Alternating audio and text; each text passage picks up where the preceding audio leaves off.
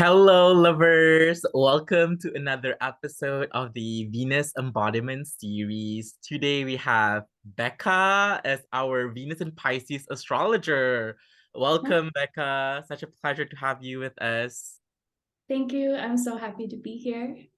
Oh my God, it's so great. Today is actually, we're recording on a Friday, and Venus just freshly ingressed into Pisces last night. So, for anyone new to the series, I am in a Venus year. I'm embarking on a collaborative um project with different astrologers to witness the laughter loving Venus through the different signs and also life experiences of astrologers living with her.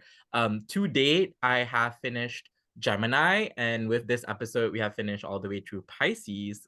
So, in hopes that through this exchanges of the experiential Venusian embodiments, the project would help other people with similar Venus signs or even house placement. That will be my next series, aspects, or even planetary rulership to feel seen and celebrated for their own Venus signs too. So, or that of their loved ones. I have always loved whenever people watch for, educational and relational sort of reasons. Um, I am Shahir. I am your love devotee. I call myself a queer Muslim brown mystic who believes in love and everything, and everything is love. I'm also a practicing astrologer, a spirit guide connector, and a tarot reader. So we have our Venus and Pisces astrologer, B or Becca. How would you like to introduce yourself? And also give me your sun, moon, rising kind of thing. Okay, so I am an Aries rising, an Aquarian sun, and a Taurus moon. Mm-hmm. And I am a mother, a musician. I am, I don't know, I feel like I'm a lot of things and nothing at all. Mm-hmm. I work as an astrologer under the name House of Hygiea. And I'm just like really happy to be here and talking about Venus and Pisces today. Oh my God. I love that for you. And I was looking, you have your Venus very much like conjoined my IC. So it's like I always love to look at like what is the synastry here? So yours is very much like, yeah, your Venus is like, on my IC. And that's why I remember when we first talked, and I remember we into like a session, and I was just like, oh my God, it was almost like an instant sort of connections too. So thank you. Thank you for being Yeah. you. So all right. So my first golden question I would like to say whenever I interact with different astrologers through this series is that who or what is Venus to you today, you know? Yeah. So I was on a walk the other day and just pulled Mhm. out my voice memos, which is something I've been doing a lot. And I just said whatever came to mind. And so I'm just going to read that if that's Yes. cool. Oh my God. Okay. I love that. I love that. It's quite simple and to the point, slightly broad. Venus is the art of adorning oneself in luxury as ritual. Venus is pleasure, beauty, grace, sensuality. Venus is the song, the poem, the muse. Venus is the holy slut and purely divine. Venus loves devotion, to be worshipped and delighted in. Venus is erotic. Venus is to be utterly unarmed and swept into the vastness of love. Venus is to release into. Yeah. Oh my God, that is, oh wow. I'm just like having a moment. I'm like really feeling it in my body right now. So it's like, wow, that's beautiful. Like the holy slut. I love that. I would say that Ah, too, yeah. Um that is very magical. And I would like to just like introduce like, yeah, like Venus in Pisces feels inherently magical in a way. Would you define that as so? Yeah, I think that Venus in Pisces allows me to access the qualities of Venus that are like, well, I think of exaltation as like the vacation self of planets. And so Mm-hmm. I feel like all the yumminess that Venus can be is her vacation self, and I can access that easily. Mm. Yeah. And I also want to acknowledge that there's shadow in that. And I think it's important to talk about always as well. Yeah, Yeah. yeah. So it's like, what would you say, like part of the shadow part of it? I mean, we can talk about, yeah. So to those who don't know, the reason why I'm also wearing a crown here is like feeling like the VIP sort of Venus. So um, Venus in Pisces is considered an exalted placement, meaning that it is being elevated. It is in the house of Jupiter, which is traditionally Jupiter, or in the modern sense, people do associate. I call them affinity. Through my what I learned is like through Neptune. However, when Venus is in Pisces, it is considered like a VVIP, like a very important person. It almost like they become important, right? And so as you were saying about like, yeah, accessing the luxurious, like that sort of like imagination of like relation, how does that feel for you on a fundamental level? Feels good. I think it feels really good. And Mm-hmm. like, you know, having a style and being recognized for the things about me that kind of exude, Mm-hmm. yeah, beauty and love, and being witnessed as someone who has a lot to give in that arena has been really good. Yeah. Yeah. Oh my God. I love that. And I do feel like today, like even today, like something almost kind of magical happened to me because I woke up, I did my Venus altar thing, and then I was like, all right, Venus, today is your day. Show yourself to me, right? And then I was at my favorite cafe. I'm just like doing my own, I was doing a bit of writing. Um, and then like the barista came to me and then he gave me like a hibiscus tea with lavender for free, you know? It feels like, oh my God, like I'm just getting it like because I'm a regular there and they know me, but it's not like all the time I'll get free things, right? But then that's like a moment where I feel like, oh wow, this is what it feels like to be kind of like exalted in a way where not to just like, exalted placement has a sense of like reverence to it too. It's just like you are receiving some sort of like acknowledgement, right? And obviously it's also important to talk about the things as well because there is a sense of like a question of whether, oh, am I deserving of that? Of course you are, but at the same time there's also a question of like, oh, how am I not exploiting that as well, that sort of kind of like treatment, kind of way. And so yeah, how do you feel like, we can even talk about like that with you with regards to like your experience with like the exaltation. I remember Sabrina talked to me about how like I'm not sure who told Sabrina this, but then people with exalted experience can really experience like the highs and the lows of life almost. And for you, you have a very exalted Venus, so it's like, oh my God, when the things get high, you're like up in the clouds. Like, I'm a sun in Aries, and sometimes I can feel like life can be a bit quote unquote dramatic, or maybe my response to it is a bit of a drama, right? Or however, it is a real struggle. But then, yeah, how does that mean for you in terms of like the Piscean lens of Venus? The Yeah. the extreme sort of exaltation, or the unappreciated part as well as the extremes sort of like kind of like fluctuations.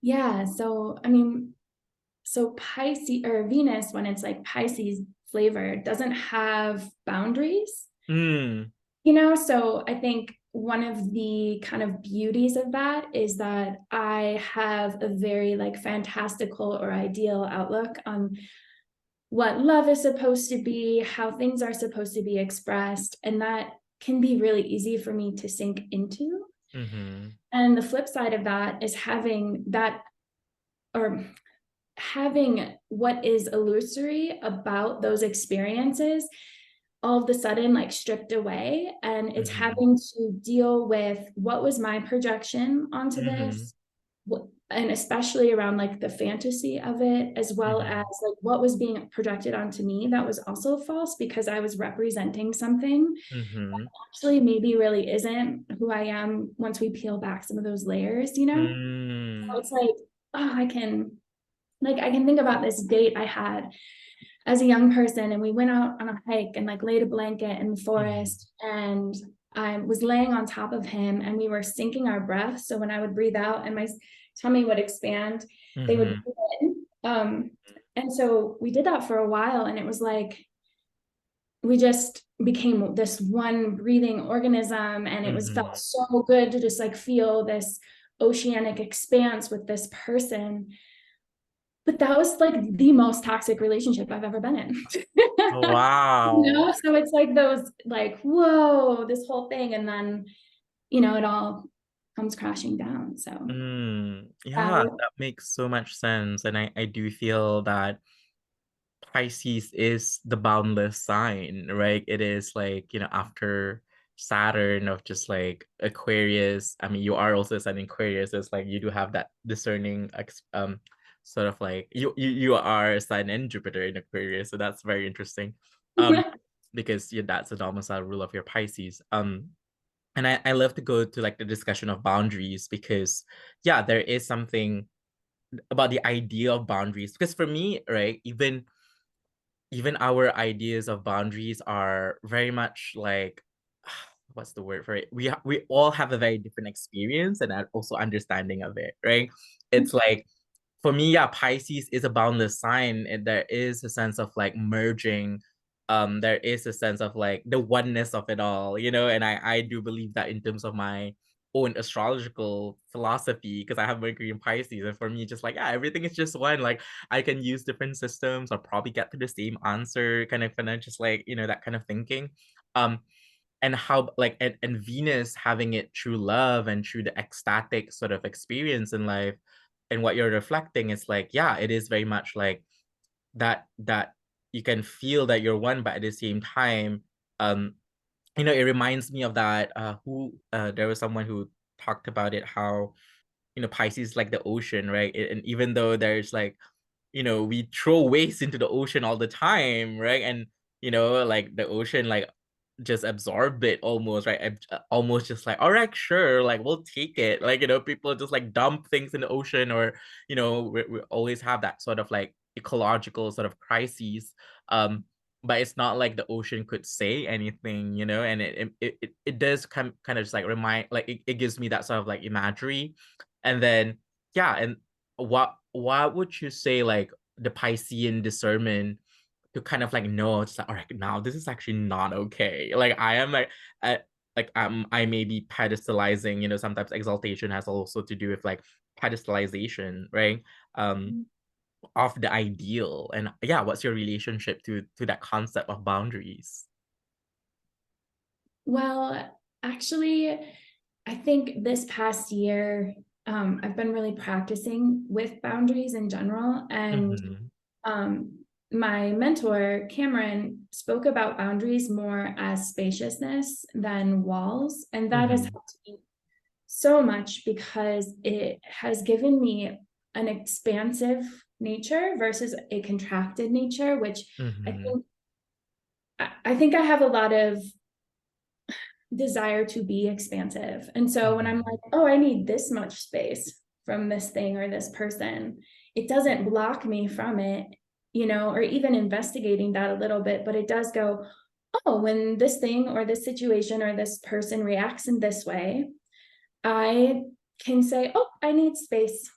I'm not going to hold that. And so that's been revolutionary for me as far as boundaries. Mm-hmm. And like, there's more we can go into about boundaries with my chart, but I think for now that has been the best advice I've gotten. And also Yeah. imagery, because for me, imagery helps me a lot in navigating the world. And, as far as like how I navigate, you're talking about being on the pedestal or finding myself in situations where I'm like kind of get shooken or woken up Mm-hmm. from, again, the fantasy of whatever it is that I am projecting out onto the experience. Mm-hmm. um, yeah, it's really just like crashing or finding my own space and really kind of trying to understand like, oh, how do I feel about this, and what Yeah. here versus the sort of like again, to speak about it as the vacation self, it's like we have all been on vacation and done things that probably weren't good for us just because Yeah. on vacation, So, Yeah, we're yeah. just like, oh my God, this is like an escape, or like this is like a Okay. once in a lifetime thing. You were giving ourselves that sort of like excuse. Absolutely. Okay. Oh my God. Now, okay, I'm gonna be sharing your chart. Just for people to have like a visual sort of view of it. And yeah, so you are an Aries rising, a late degree Aries rising, and your Venus and your Mercury are together, and then your moon is also like approaching it, right? So it's like that is such a sweet spot, and then there Yeah. is something here. I do feel like Venus for you, and I love that we're start off talking about boundaries as well, is because like Venus is also in the 12th house. It's like, how does that feel like as a 12th houser, in a way, like Venus having it there together with Mercury? So that is, for me, 12th house is inherently a place where you know everyone there is a degree of tenderness of the 12th house for sure, right? It's like um you are sometimes, for me, the 12th is always like almost like the collective sort of like unconscious kind of thing, right? It's something that it is why is it also like the house of self undoing? Because obviously we are able to cause ourselves the harm, quote unquote. um but yeah, at the same time, it can also be that like we are somehow like possessed in a way of like a different kind of energy that I was like, is this actually mine? That was like always a question, to Mhm. be carrying, right? In a very as we're talking about boundaries, and we're talking about like an energetic sort of lens of things as well. So yeah, how does that like feel for you? Like, how does that feel in terms of like having it in the 12th house, meaning that you know, if we go by the ascendant rule, right? If we go by like, all right, you are a ruled by Mars and Sag. I mean, the good thing that your Mars and your Mars could see Venus, and like your malefic here is like, giving some sort of like no or something like that, right? It's like let me just cut through this bullshit in a way. And I do feel like Venus and Mars is for you. It's just like, wow, it's like Yeah. this constant like trying to like one up each other. Like Venus is still exalted, but like Mars is in like overcoming sort of square. And that's also your chart ruler. So yeah, how do you navigate that in a way? Like, what does that evoke for you? Yeah, it's so funny because the other day is it okay to swear in like, Yeah, no, of course. okay. Okay, so I was looking at my chart, which I just always love seeing my chart through other people's perspectives Hmm. because I can be so blind to it. Hmm. Um, but I was like, oh my God, Mars is literally fucking Saturn in my chart, and people like, holy shit, no wonder. And then yeah, the square, I think the way that I can speak to is the Saturn Mars square to Venus and Mercury too.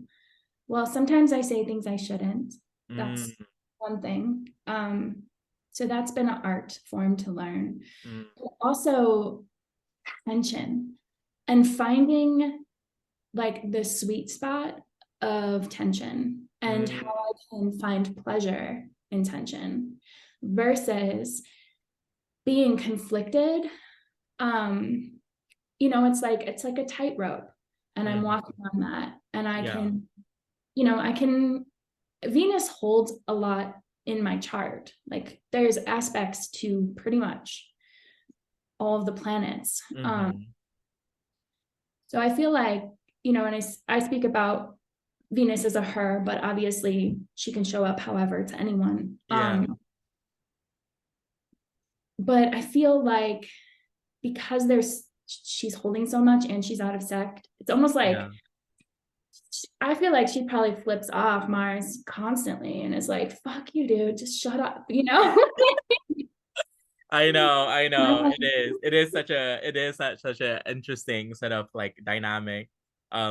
Especially with the Venus and Mars. And I think it's like and then it's like your Venus also rules because your moon is also important. So your I mean you do have an exalted moon as well, and like your luminary is like being ruled by Venus, one of it. And then your seventh house is also being ruled by Venus. So it's like, yeah, there's like your I do feel like there's something about this sort of placement is always like, all right, you are like perhaps even encountering more Venus in your life rather than like you're interfacing with Venus a lot in your life. Would you say so that? Yeah. And this past year, especially, Mhm. I've always had a bit of a Venus practice in my life, Mhm. unknowingly, actually, for most of it. But when I became consciously aware and went through a Mars ruled year this year, um, the devotion got so much more intense and so much Mm. more like I relied on that practice to really keep me sane. And it really gave me uh, a profound look at how devoted Mars is to Venus and why. Mhm. And yeah, so I think lately I've been utilizing dance as devotion to Venus. It's a movement. I feel like anything energetic, especially with Mars, is so important to tap into, and like making it very beautiful and making it extremely intentional. And 12th house Venus, I like do that by myself in my room Yeah. in the dark with like candles lit, you know. So That yeah. sounds so that sounds very literal of like, yeah, the Mars is like your Mars is in the ninth house, which is a house of devotion, like, that sort of like trying to reach the ecstatic. And then Venus is like like the playful part of it where, yeah, and dancing as devotion is definitely something right up my alley as well. And I do that sometimes too with my like, oh my God, like I don't feel like doing just like, oh, I don't want to just be at my Venus altar reciting things. I want to kind of like do something, and that makes sense too. That also relieves that, for me, squares are always, I love that how you're saying that about squares are tension aspects, and I love how you're saying how do we make tension like pleasurable, right? It's almost like, oh my God, like there's this tension, and how do I not like it can also be anxiety driven, right? It's like, oh my God, tension, and just like, "Rah," like that sort of bodily way. But then, yeah, there is a way. How can I enchant it, or like how can I even like change this thing that is tension into something that is pleasurable in my life. And I feel like that's such a Piscean sort of like softness that you're actually accessing, um, which is basically that, right? Part of and I love how you were like and then it kind of like relates back to the question of like spaciousness too. Um, because I love that, because I do love that sort of like imagery of because whenever people say boundaries, people will also thinking about walls, right? And it really helps me as well in terms of my own energetic sort of like, what do you call it, protection in terms of like spirituality, right? It's like for me, it's like, oh yeah, like boundaries is not necessarily like walls. Like I can have magical bubbles as my boundaries from any psychic attacks. It's like Yeah. it's weird to think about because obviously, we use like, for example, I have like a black Saturnian stone, that's what I use them for my psychic sensitivity a lot. But then it's also a different thing for us to like imagine those boundaries. Like how does that actually work for us? And what is the kind of language, or what is the kind of like imagination that it actually attuned to our sense of self in a way. So yeah, I love that boundaries is about spaciousness. And I think um yeah, I don't know where I'm going with that now, but yes, that was the idea. Yeah. I Is get that it. yeah? What do you have to Yeah. say? Um, what do I have to say? Well, I was thinking a Hmm. little bit more about just like what does it feel like to be exalted? And I think I have also like just a very funny literal way that it shows up in my life All too, right. which I have because I'm also Pisces Mercury. I like write notes because I'm like, oh, I'm gonna forget everything as soon as we start talking.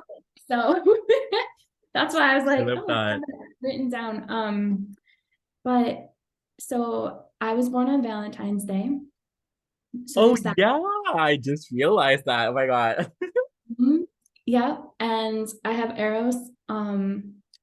pretty close to my midheaven. Mm-hmm. And I married a man with the last name Hart.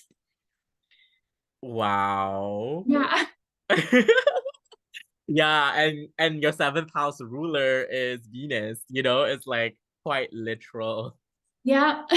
Wow. Yeah, I love this sort of like synchronicity because it like, yeah, sometimes astrology is very literal, right? It's like you don't even have to like hyper analyze it in a way because it can come out in your life quite on the nose. And wow. I Yeah. love that. I love that synchronicity. And I think that's also part of like the there is a degree of like ease, you know, because there is something about like Jupiter as a planet of truth in a way as well, or planet of oath. And you got married, you know, I think that's so literal. Um that has to do with like simplicity as well, actually. Like, you know, it is how can magic be actually so simple? And I think Pisces actually has access to that.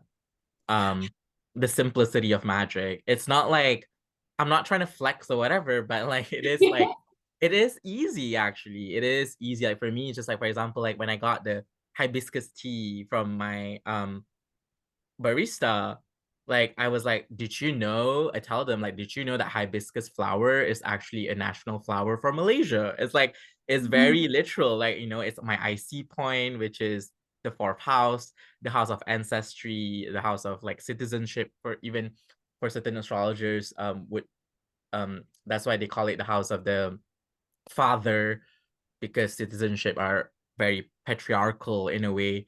And so I was like, I was telling this story to him, and he was like, "Wow, I did not know that." And so it's just like magic can feel so simple in a way. And like immediately after he brought me the tea, um, there was a lady who came to me, and then she was an artist. She was an elder lady. She was an artist. She was she's buying like this Buddha woodwork, and she was like asking the guy, she was like, I came here last time and there was another one and I really wanted that one. She was kind of like, she wasn't complaining. She was just like telling me, like suddenly I was just there and she was just like, you know what? Like if you find something you like just buy it. Like literally felt like because she felt like she missed out on it like the first round because she didn't like listen to her intuition in a way.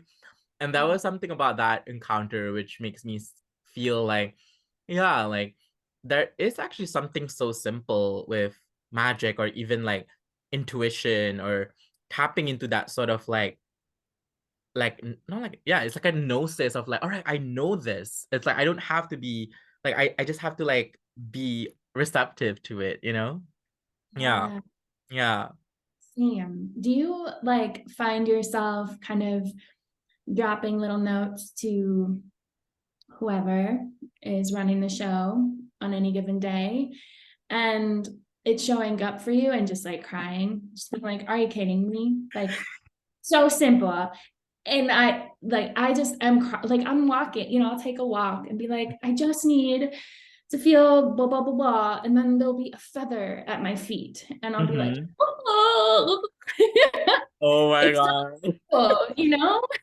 That is such, oh my God, that is such an exalted sort of like 12th housey experience where, you know, 12th house has a sense of like longing to it too. And wow, yeah, I have felt those kind of moments, for sure, where yeah, everything is actually just so like once you ask for it, and then there is like a fluidity of like the universe answering your Mm. question, right? And like I remember like this actually brought me up because this is something very quite recent for me.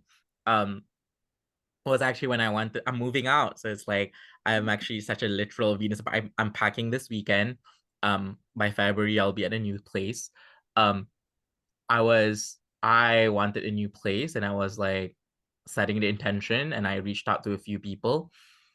And then I went for a lunch with a friend, and then that friend ended up having a spot. Like it's one of those like you know, it's like, yeah, it's like you can't make this up in the sense of like I don't even hang out with that person usually. Like that it's not like he's like a very dear acquaintance of mine. But we always have a good time whenever we're together. like he was just like asking me out for lunch, and I was just like, what? Like, why is this like? And then I just expressed that casually, and then suddenly he was like, my landowner, like he's like, my homeowner is like landlord is looking for people. And I literally went there and it was beautiful. And it was just like, yeah, almost at that day was so spiritual for me almost because I was like, I was in my kind of like own zone and I was like struggling with a lot of different things. But then like, yeah, in that moment I was just like, oh my God, like it makes sense, you know, just like something just falls on you and so easily. And how can I trust that in a kind of like an easeful sort of way? Yeah. It's Yeah. like, yeah, it's like tapping into the receptivity of life experience. Mm-hmm. Mm-hmm. Yeah, so let's talk about love. Like how's your you know, I am a love devotee and I always just like that's what something I realized I have not even asked a lot of people about love and I think I want to ask you about it. Like what's your perception of it and what is your relationship to the archetypal love in a way? I fall in love every day, all the time. And That's I like the Pisces way for sure. um I and I allow myself to, and Hmm. I fall in love with the spectrum of human and life experience, you know, especially the more than human too, but like I often feel like I'm this like fountain that's overflowing. And Mm.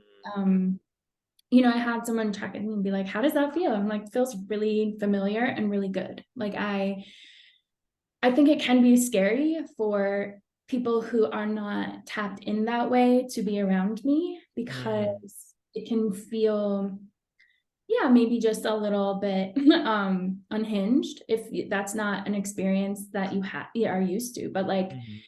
it's so important for me to tell people and plants and trees and animals and everything that I love it and that I'm here with Yeah. it. And I think that is a very Venus Pisces thing too, or Pisces Venus thing is like, again, that spectrum, like going into the depths of grief or suffering and finding the love in that is Mhm. so powerful. And it restores my faith in love every time. Because there's so much of that in the world, especially now, probably always. Mhm. Um, and to go to those places and to allow love to exist there even when it's really hard and feels like it can't be grasped is such a profound practice for me. And Mm.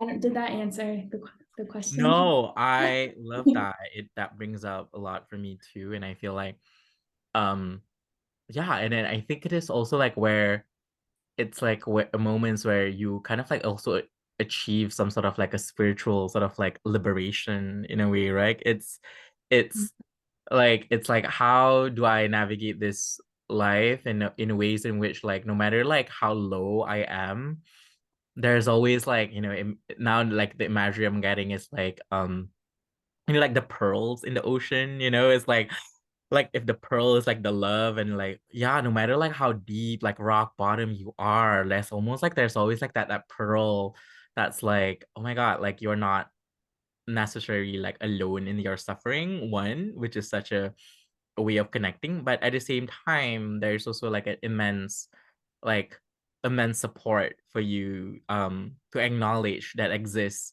outside of just like yourself, you know. And I feel like that's part of like the the beauty of like Jupiter and the beauty of like Pisces in a way, because now I'm reminded of how like Jupiter almost operates like the second sun, you know. It's like the of like the solar system. So like I mean you do have the Jupiter Sun conjunction. So that made me think about that somehow, which is like, yeah, Jupiter is also like that's like the biggest sort of like star and like very much shining. Um and yeah, that just like brings up in my mind for sure. And I love that you're saying you always like fall in love every day because I do because I wouldn't say that so for my life, but I have experienced like I do know certain people of like that sort of signature of Pisces, you know. It does feel like there is something about paying attention. It's like, which is kind of funny because people will almost think that, um, oh, like Venus and Pisces exalted, you almost like, oh, everything is like almost being meld into one, right? Which is, which can feel very much like macro in a way. But then I do feel like actually, as you were saying, the spectrum of experience, I do feel there's something about Venus and Pisces. They can really pay attention to the small things and Mhm. making it big, actually, right? It's like, how can I be a person who just weirdly enough thought that hibiscus tea is something bigger? And Yeah.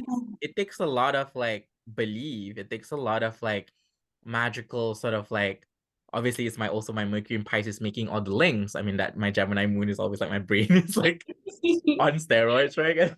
But then yeah, there is something of that sort of like connection of like connecting with the small things in life to the larger things in Yeah. life, and having it, yeah, having it actually guide you, and yeah, feeling very supported by it.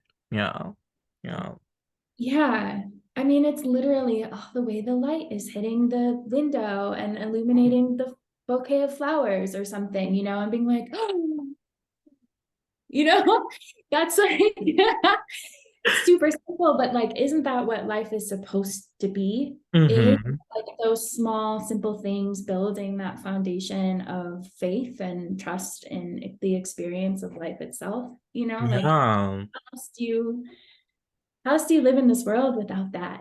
You know? Yeah. No, I agree. Oh my God, I love that. And I feel like, oh my God, your Taurus moon is also like very much jumped out here. And I kind Yeah. of about your connection with nature, because I do know that you love the non-human sort of spirit. And yeah, what's your relationship with that sort of realm? And I feel like that's such a 12th house thing too, to connect more than just human. I just have always been very supported by the more than human world and Mhm.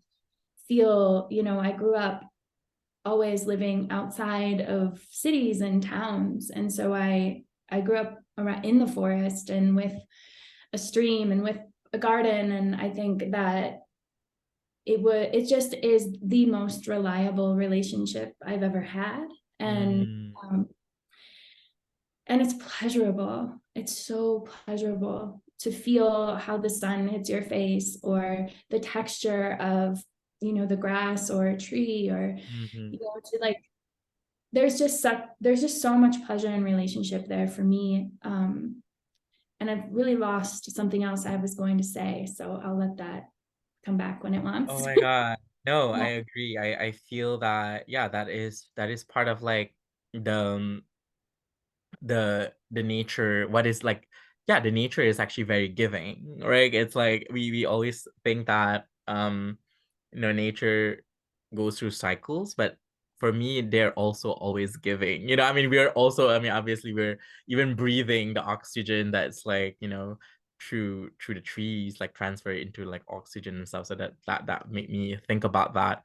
um and oh my God, what was the thing that I had in mind? I think it was mainly about the sort of like the sort of how how you can actually find, yeah, how you were saying it's so pleasurable. And I think that is so true. And for me, like whenever I am on like vacation, or like I'm with my friends like in nature, or even like walking alone, like walking with my friends, like jungle trekking, whatever, there is some sort of like wow, like there is some sort of like wonder of like, oh my God, this is like, that's part of like the habitat, right? That's part of living on earth. We are to explore like this sort of like connection with not just where we are, but also there are actually more than just human in this world. And I think that's such a kind of like Piscean sort of agenda, and kind of like knowing um the the moreness of it all. Like, it's like, oh, there's so much more there.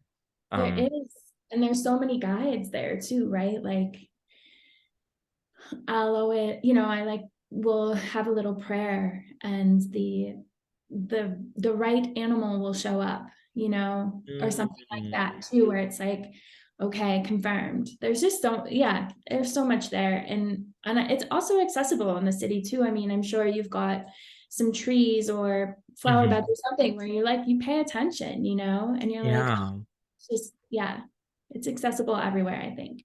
That's yeah, no, that's very true. And I think it's like there is some sort of like a it's almost like a relation. It is a relationship, right? It is like a way of like relating, which is kind of interesting because sometimes when we think about relation, we always think about relation through the Taurus house, which is like, all right, what's material, right? It's like what is material in my life? Um, and then we also relate think about relation through the Libra house, which is about like the human sort of like Yeah. relation. But then actually Venus is also about the Piscean sort of relationship, which is Mhm. a whole different realm of like looking at what is our relationship to everything in this world. And so I feel like that's definitely what Venus and Pisces is definitely giving. Um I remember I and I'm so biased with Venus and Pisces because I remember last year I was like I fell in love during I am in Venus and Pisces year.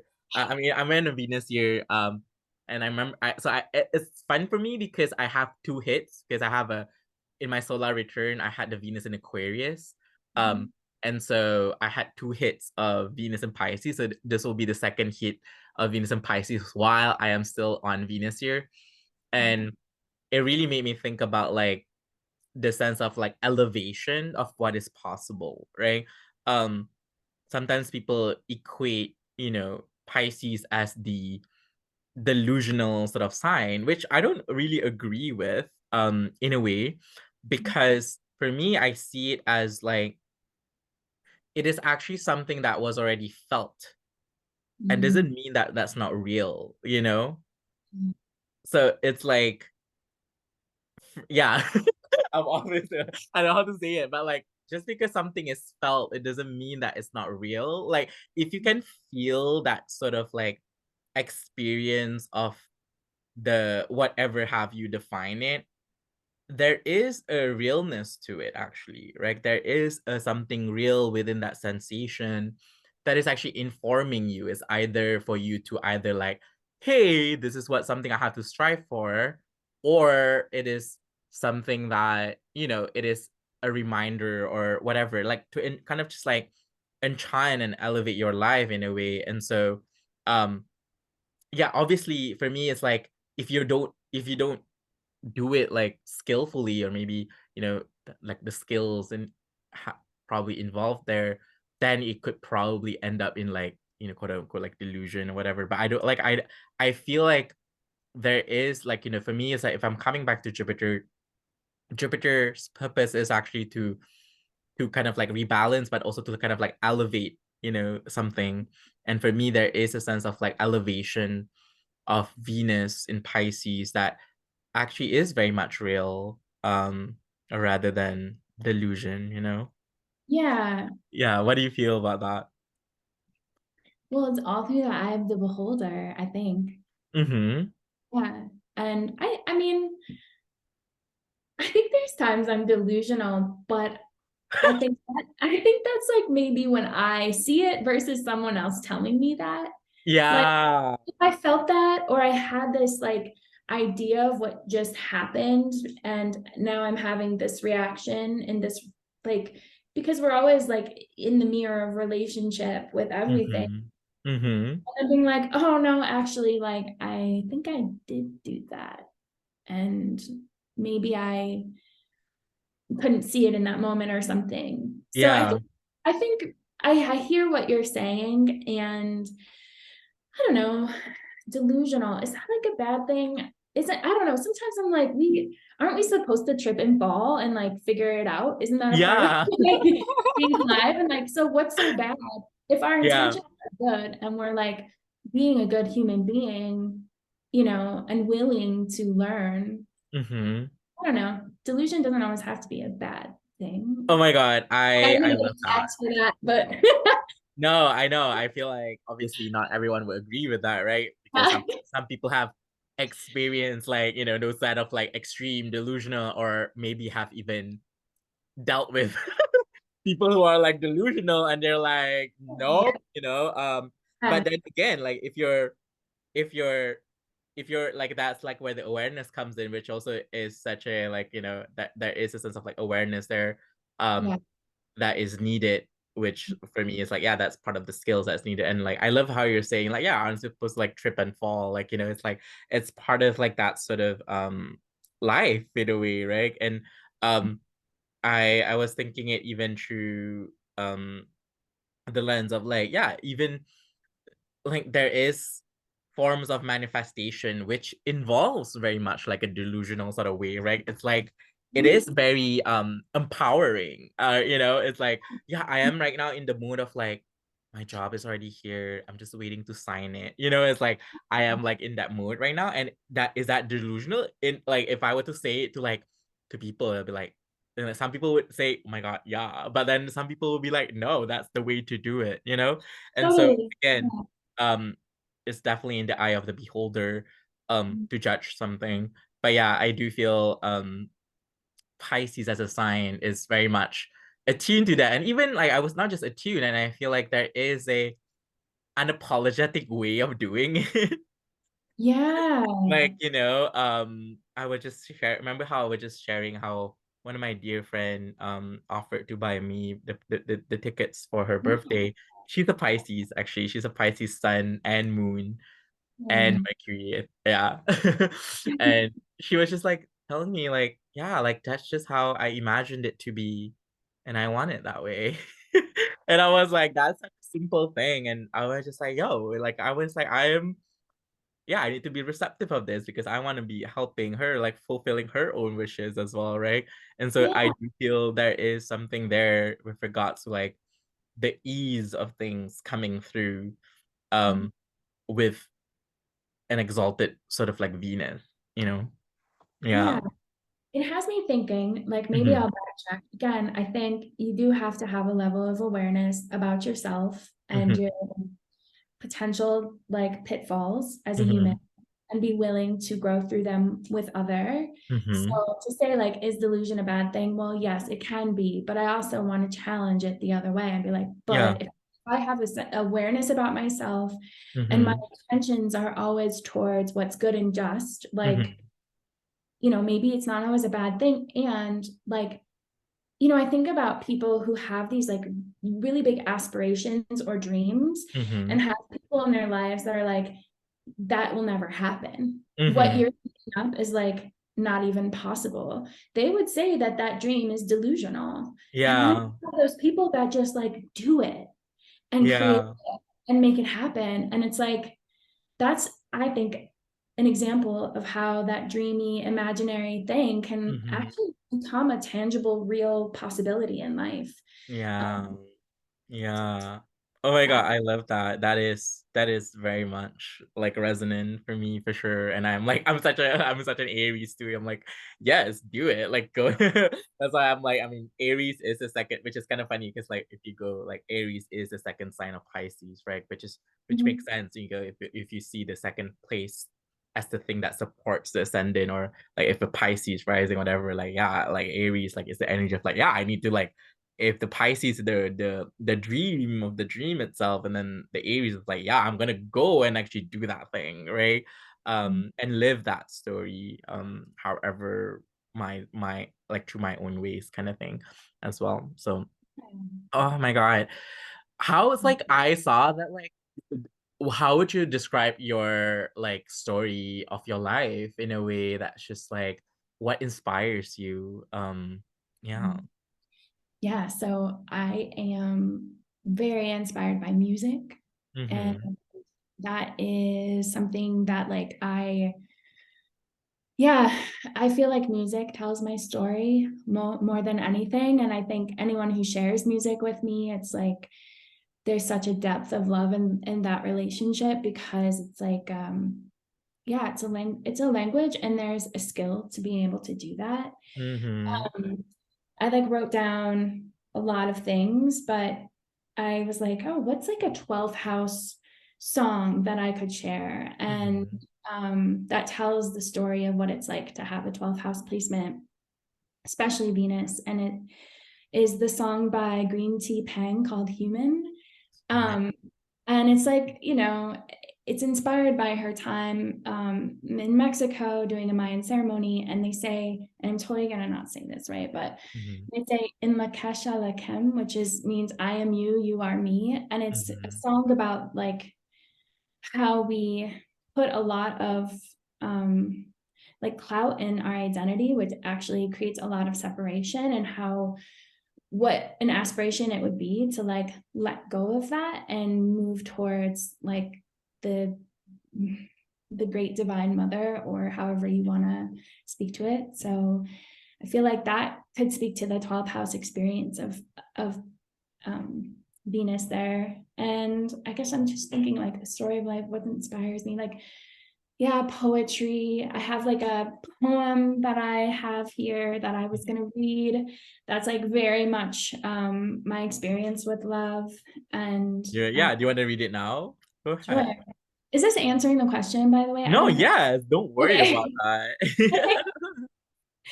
Um, so this is a Pablo Neruda poem. Pablo Neruda is actually like a Cancer stellium, Sun, Moon, Mercury, Venus, I think.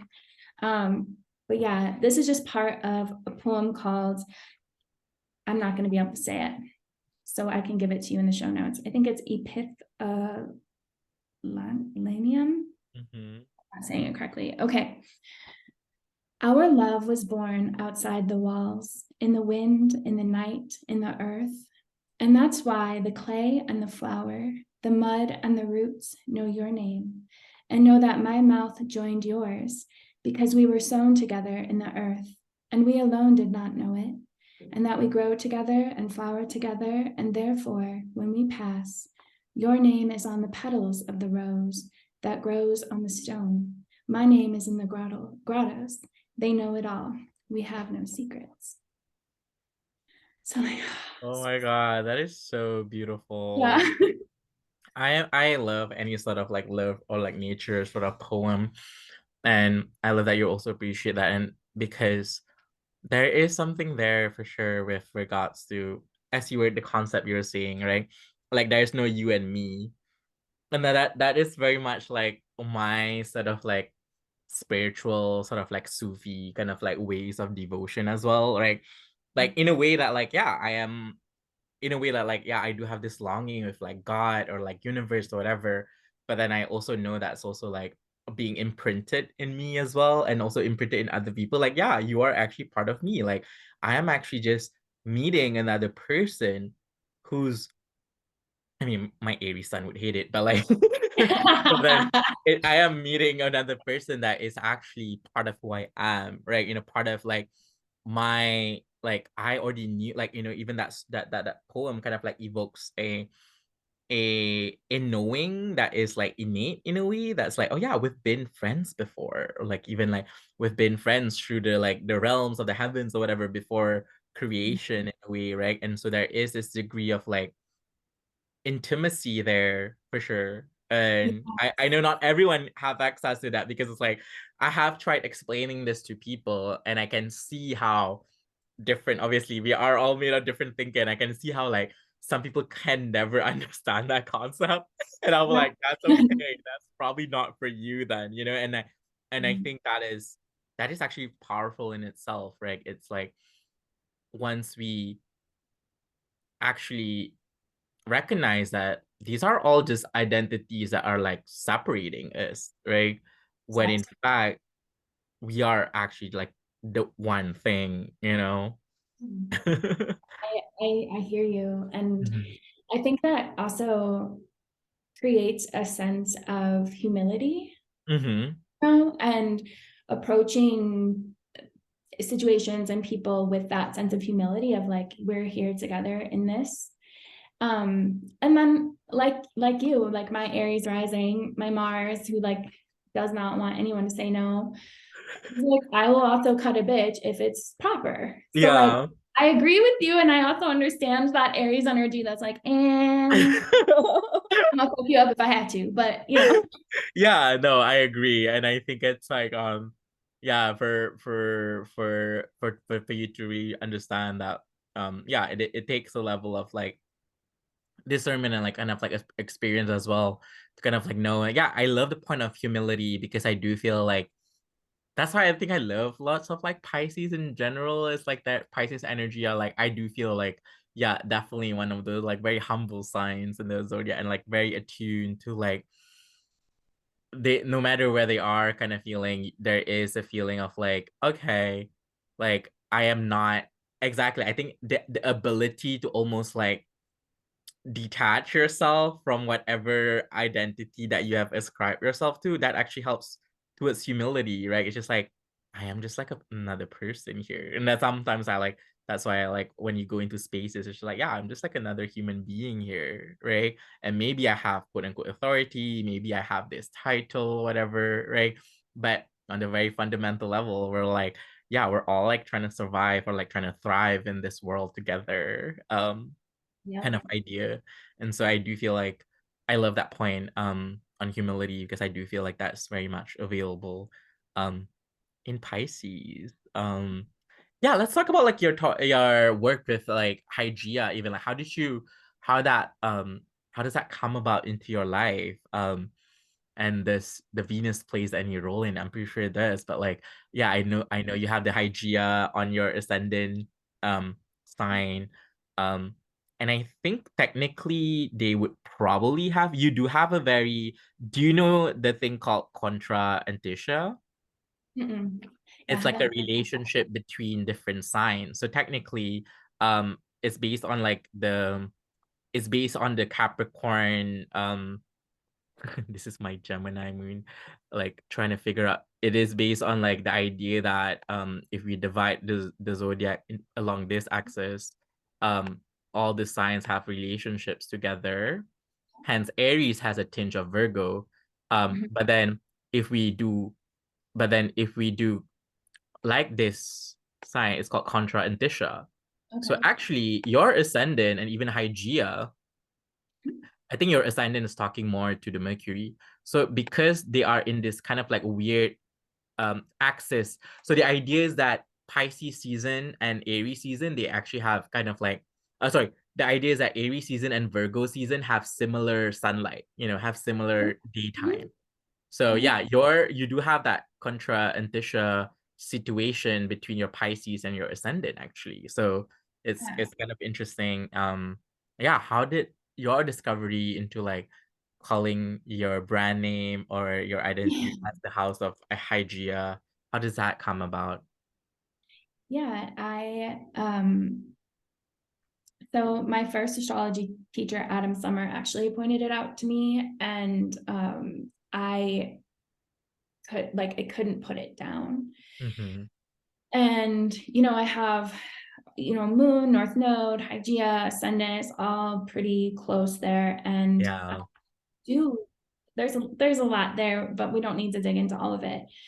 But they asked me the question, like, how is the north node protecting the moon and Hygeia, and how is it like consuming? Mm. I was like, whew, that's a lot. But the story of Hygeia is so, it just really works for me and how I've lived my life. I've always been attracted to the healing arts. I'm very particular about certain things according to my health. Like I've always had very strong routines and keeping myself healthy. And of course, Mhm. I fail too, so I'm not perfect. But it's just something that that archetype just really fits kind of how I show up for people in life. Like I do feel like I am often teaching people how to take care of themselves. Mm. Example, but also like people will come to me and be like, "Hey, this is happening. What can I do?" And Mm. I think when it was illuminated that Hygeia was there, it was almost like yeah, it was like oh, oh, this is who I've been looking for this whole time. Mm. And they're like in me always. And I think with Venus, they're in sort of relationship. It comes to like it's for me, it's always devotion, 100%. Like, how am I feeding this in a way that Yeah. will continue to feed me? Mm-hmm. And yeah, I just was like walking down the street one day and was like, oh, like a house can have different rooms and it doesn't shut my like brand down to being Mm-hmm. any particular thing, which I change a lot. So I feel Mm-hmm. like that really is really helpful. And yeah, I was just like, oh, the house of Hygeia. I can be the like the innkeeper or the tender to this this retreat space for Mm-hmm. people to come into. And there's a lot of different places we could go in the house together and Yeah. counsel, and I think yeah, I would love to eventually dream that into reality as I well. know. I remember we've talked about it a bit about that as well, like to our exchangers, and I think that's such a beautiful vision, and I think that's very much like a retreat, like that's very much like Venus and Pisces power in the 12, right? It's like Yeah, a retreat for all, like and I mean Mercury too, like all different practitioners or like spiritual people to gather together. That's very 12 housey as well. yeah, and to And make yeah, to it. those who don't know, like yeah, like I put in the Astrot Hygiea. Like, who is Hygiea for Oh, people? sorry, yeah. Yeah, because I know it already, obviously. Hygeia is the goddess of health and hygiene in every aspect of life. So that's going to be physical, like have to do with mental health, spiritual health, and also like keeping the emotions and mind, like the mind engaged in things that keep it sharp. So I Mm, often will reflect like the Asclepians because her father was the Greek god Asclepius, who mhm, was the god of medicine. He got, too big for his britches, but the first Asclepians in my dreams, there's not a lot out there on Hygeia, so a lot of stuff for me I get from the dream realm when I'm mhm, working there. There's Mercury and Venus in the 12th, so I have a pretty profound dream practice. But it's what I have felt into is that the priests and priestesses of Asclepius and Hygeia worked closely in these Asclepians, where people mhm, would go to purge their bodies, have access to theater and music and books and mhm, natural beauty, and then they would go into these dream chambers in hopes to meet Asclepius and or Hygeia, and then have either be miraculously healed or receive the kind of the process of how to heal themselves. mhm. Um, so Hygeia really does work. She is the first step to how you confront your mortality in a way by utilizing practices that feed your health before your health is in jeopardy in some way. Wow, I love that. Wow, whatever everything you were just saying, and yeah, and I love the idea of like the dream sort of download. Yeah. Um, I recently have a dream this morning. And what's your relationship to dreaming? And I think it's like, yeah, for me, it's like whenever I look at the dreams, I always look at the 12th house for sure. I look at the fourth. I've been doing lots of like, I mean, obviously I look at the moon transit as well. That's important. But then yeah, I do feel like dreams are like it's very 12th housey and very fourth housey, at least for me, in terms of like transit sort of experience, or I don't know, maybe there's also a planet that can associate with it. Um, but yeah, what is your and I like the images where you're saying, yeah, people go there and go into these dream chambers and like wow, that's so like almost like yeah, you like dream is actually how you access the divine kind of way. And yeah, how's your really like what is your did you have any sort of like dreaming initiation experience, which I feel like you do? Yeah, my whole life, yeah, my dreams are loud, and it's very, it's very clear to me which ones are kind of the movie player projecting out my unconscious or subconscious, and then Yeah. like the omens that are coming and being given to me in that space. Um, Mm-hmm. yeah, Hygeia for me has shown up multiple times, and the one that I feel like pretty good sharing is like, yeah, my tattoo, I dreamt that You I dream of your tattoo? yeah, and I Wow. And in the stream, I was like at the tattoo artist, and I was like, I need something that reflects, like I want a tattoo that reflects itself. Mm-hmm. And they were like, okay, like what about mountains or like this thing? And all of a sudden I was like, put this symbol right here on, Mm. and it was just very like, oh, whoa. To the point where I was like, I'm gonna do that for real. Like, I think this is me receiving that I am able to carry this symbol in Yeah. the waking world. But yeah, I dream of a lot of things. I have really, yeah, it's pretty thick. And I think there's many ways that we can interpret dreams. And obviously there's like the silly subconsciously like showing up naked somewhere or like Yeah, I know. Like, but falling then out or you can whatever. really tell, right? Because I do feel like that's actually also like obviously it takes I've always been obsessed with dreams just because I am like I I grew up with like Sandman stuff and Neil Yeah. Gaiman kind of world. Um and I know like there's always that discernment of like when a dream is just like, oh yeah, that's just something like your mind is playing on you, which is some sort of like sciencey thing, which for it's like a legit thing, right? But then Mhm. you also know there are certain dreams that like, no, that's like a message, or like, no, that's like an initiation, or that is actually like what's the word? Um like a pathway or an answer for something bigger. Yeah, yeah. I've had those sort of like I my part of my important spiritual awakening was actually through like a dream initiation almost, because I was like I had this dream of like really meeting like a deity, and then I was like cleansed in that process of like the dream itself, you know?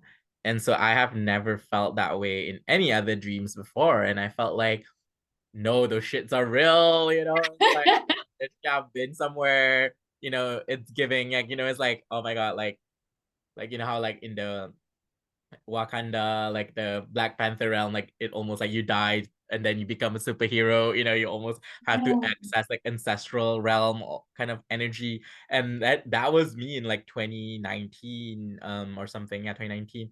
Where I remember I had like a very cathartic sort of dream to the point where I texted my mom the day after. I was like, I even felt like tired. Like I felt like tired, but also like energized at the same time. Like that you have like that wasn't just like an average sleep. That was an important sleep process Yeah. I needed to do, because all these messages coming in, and I do feel yeah, that is like part of like the transformation that happens in my life. And I do think yeah, Pisces is about like the dream, as in like things we're dreaming about or visioning, but then it's Yes. also about like the most literal dreams themselves, and how do we use that as like a power. And it is a hidden power, right? And I think it makes me think about like, yeah, Pisces is still like it is a nocturnal sign.